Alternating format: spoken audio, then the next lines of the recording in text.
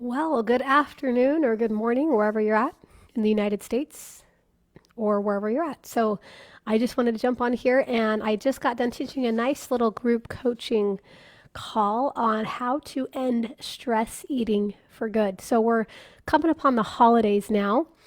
Big time for stress eaters and feeling all the emotions and eating all your emotions. So I want to just help you through that so that you don't find yourself in that place of binge eating or stress eating.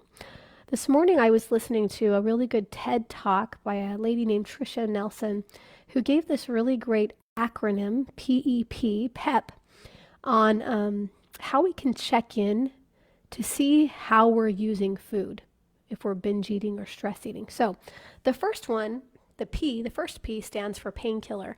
Are you using food as a painkiller, not to fill your emotions? You're pushing those emotions down and you're numbing them with food.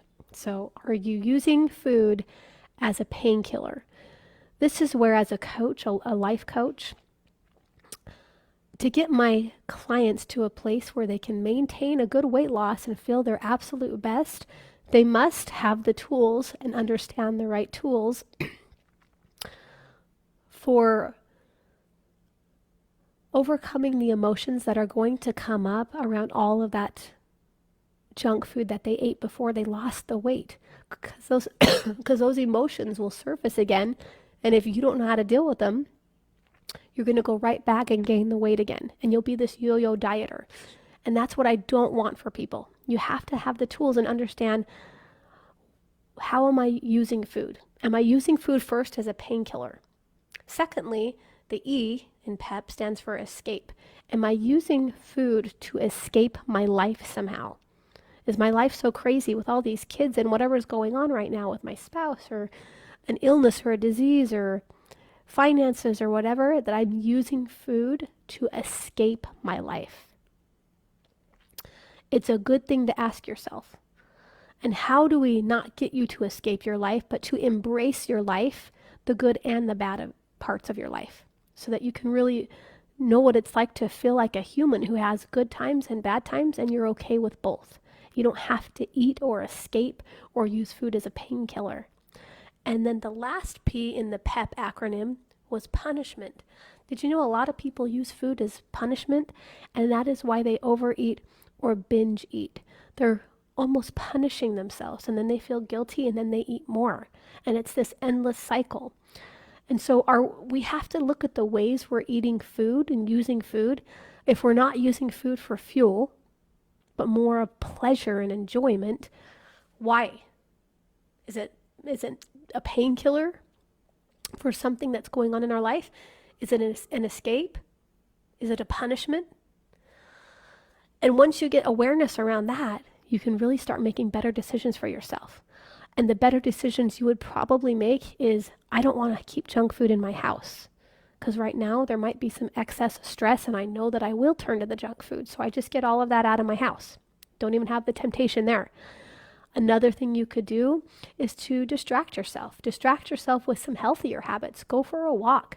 Do some meditation, some journaling, some yoga, some breath work. Go get a massage. Do some self-care.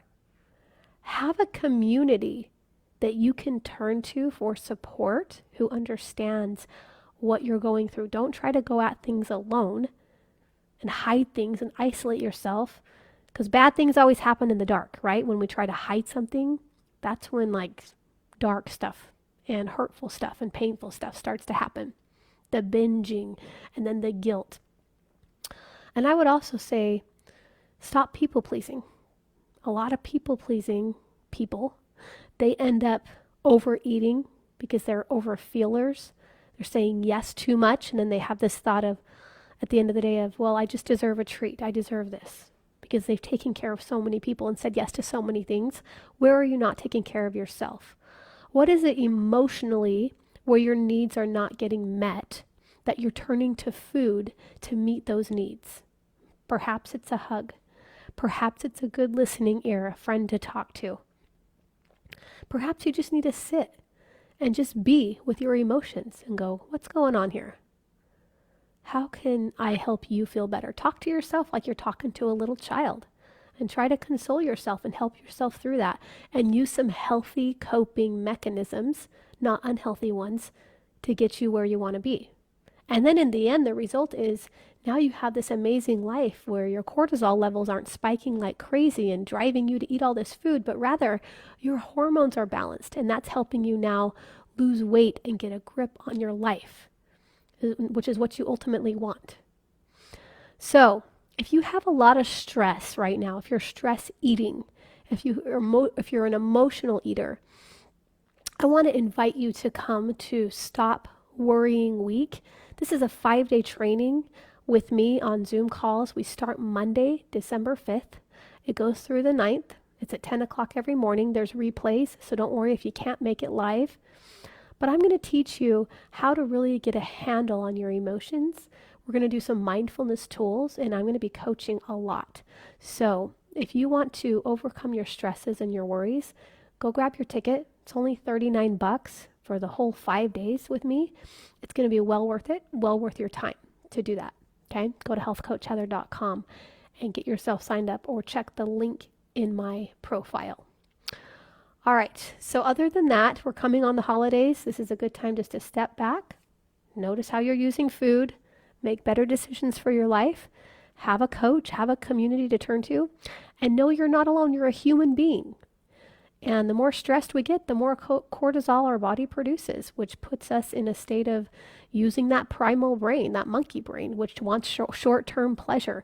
So it's very logical to think that your body would want the junk food versus the broccoli, the carrots, the spinach, the chicken breast, right? It doesn't want the long-term benefit. It wants the short-term.